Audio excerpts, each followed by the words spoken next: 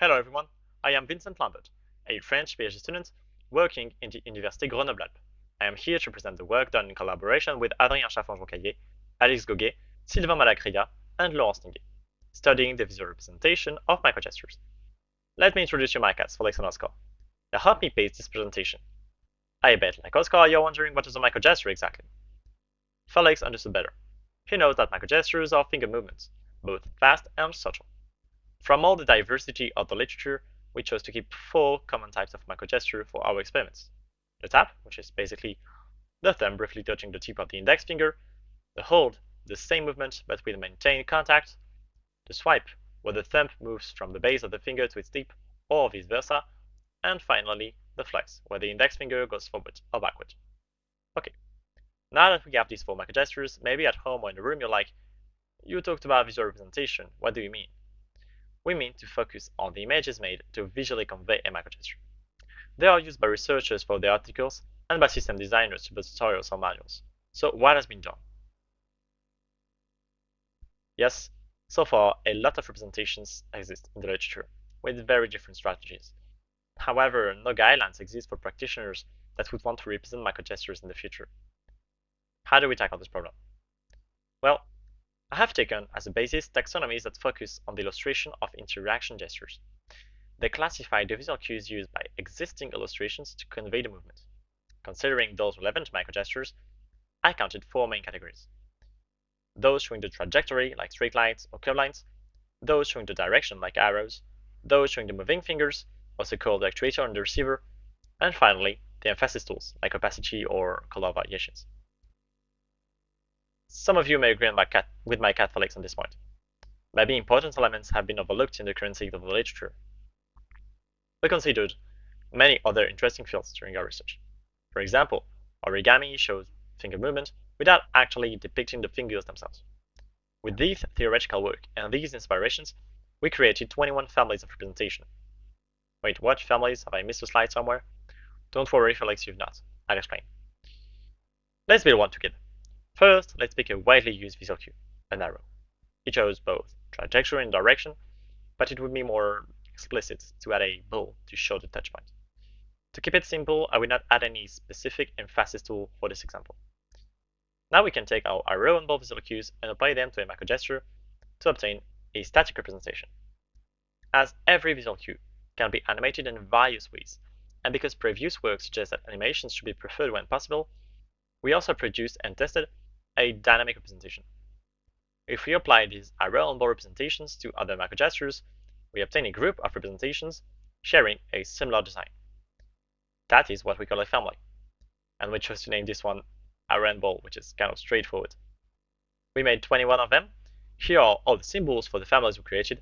You can find all the details in our paper. The important thing to note is that each family tests out different strategies that were inspired from the literature and the presented fields.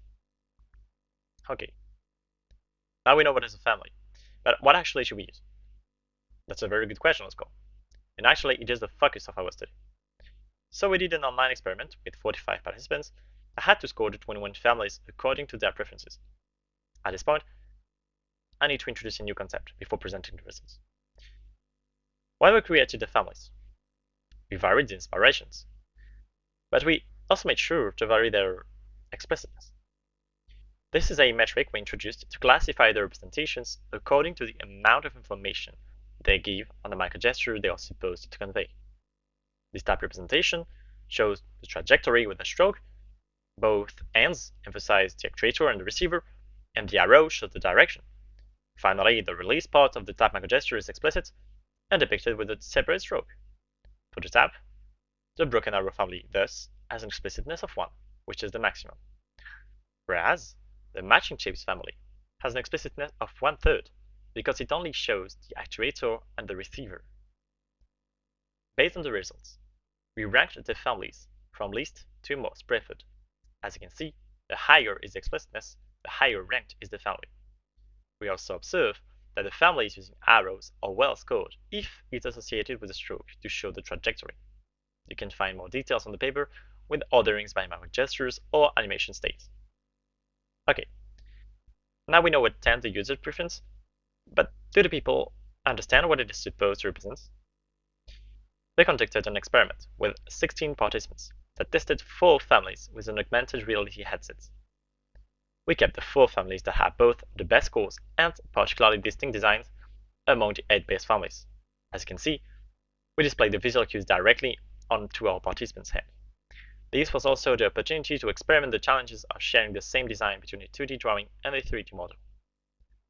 First, they saw a representation and did a gesture that came spontaneously to them. Then we let them find out to which microgestures were associated with the representation, and in a second time, they repeated the first phase. But then they had a prior knowledge of the representations. Oscar finds it amazing, and I hope you too share his excitement. Let's dig a little in the results. Here is the dream case. Every participant spontaneously did a gesture that we expected. But as you may guess, the reality is a bit different.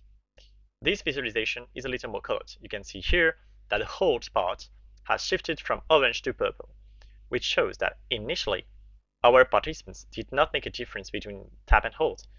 Similarly, swipe representations have been confusing for our participants and were half of the time mistaken for flex representations. The results obtained in the second times were quite different.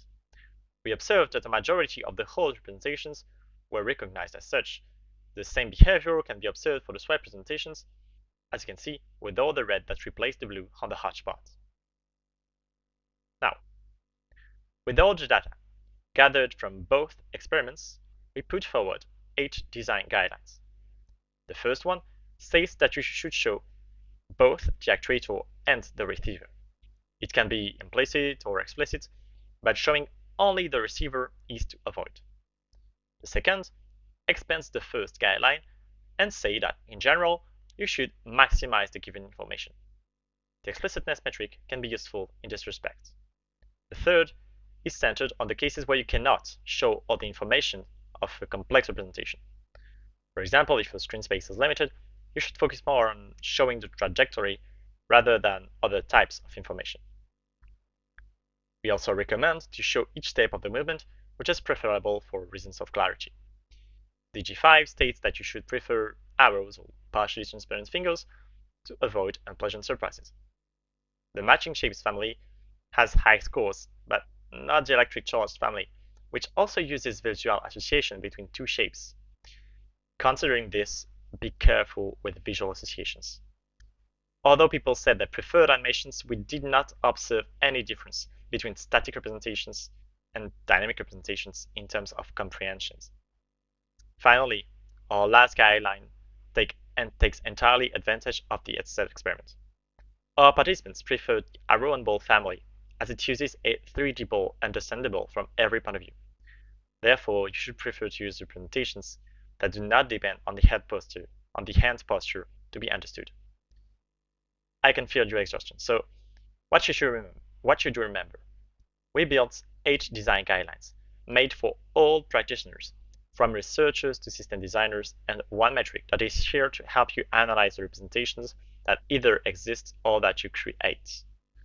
With this metric and these guidelines, you can go from ambiguous representations with missing information or superfluous visual cues to representations that are supposed to be better. In the first case, we made explicit the actuator on the receiver and added a double-sided arrow to give the missing information. In the second case, the redundancy of information creates a blurred effect and can lead to confusion. We simply removed the transparent fingers to obtain a clearer representation. Thank you for your attention. I hope you enjoyed my presentation and that the cats managed to hold your focus. You can use the QR code to check the paper, and if you have any question, please feel free to send me an email.